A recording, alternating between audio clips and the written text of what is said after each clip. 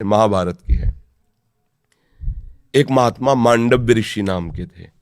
वो हाथ उठाकर ऐसे, पहले बहुत कठिन तप संतों को करना पड़ा। कलयुग है तो अब तो नाम जप से ही काम, मंत्र जपो, नाम जप।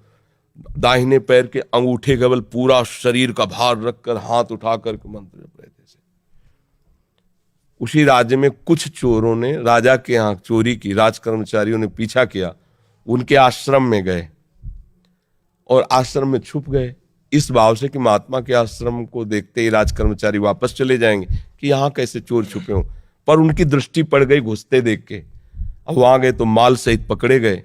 तो उन्होंने सोचा कि महात्मा ने ये नाटक कर रहा है, चोर रखता है और चोरी करवाता है। तो उसी अवस्था में मांडव्य ऋषि को भी ले गए और राजा के सामने पेश किया कि समस्त चोरों को पकड़ लाए तो उनका सूली की सजा दे दो। सूली की सजा बड़ी भयानक होती थी।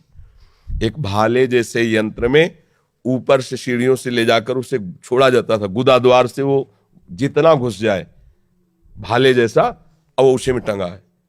अब प्राण शक्ति जितनी उसकी हो, जितने मिनट जिए, जितने घंटे जिए, कोई कोई घंटों जी जाता था, रक्तस्राव हो रहा है, तड़प रहा है। अब वो केवल एक सूली ऐसे लंबी ऊपर से छोड़ दिया और गुदा द्वार में जितना घुस गया यहां तक, यहां, अब वो तड़प तड़प के बड़ी भयानक मृत्यु होती थी। वो महात्मा को भी ऐसे किया गया। वो तो साधारण जीव थे, सब मर गए। जो इस सूली गई गुदा द्वार से अंदर सुचेतना जागृत हुई, लगाया पद्मासन, उसी पे बैठ गए सूली पे। अब ये तो योगी थे। अब वहां बधशाला में तब जाया जाता है जब दूसरा कोई राजा है, तो 2-4 रोज तो हो ही जाते थे अपराधी। तो दूसरे दिन उतारने गए तो वो तो सब मरे थे और ये पद्मासन में बैठे थे।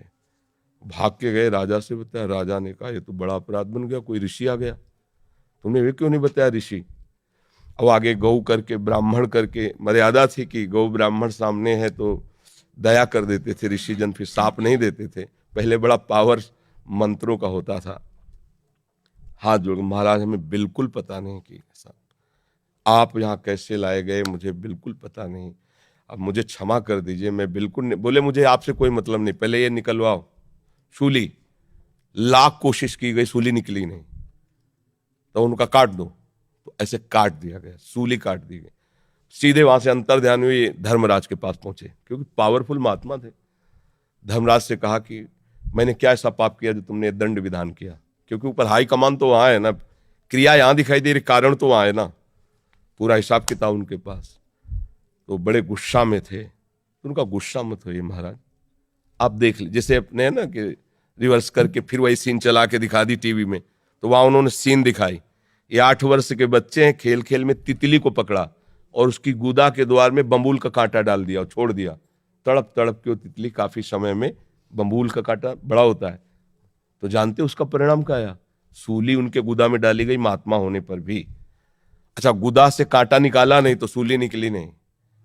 ये केवल मुंह जबानी कथा नहीं, महाभारत में भगवान व्यास देव जी ने इसको लिखा है। तो उनका नाम हुआ अणिमांडव्य। तब उन्होंने कहा कि हम नया नियम बनाते हैं, 14 वर्ष तक के बालक के पहले के अपराध जो है वो नहीं माने जाएंगे, वो मैं क्षमा करने का विधान बनाता हूं।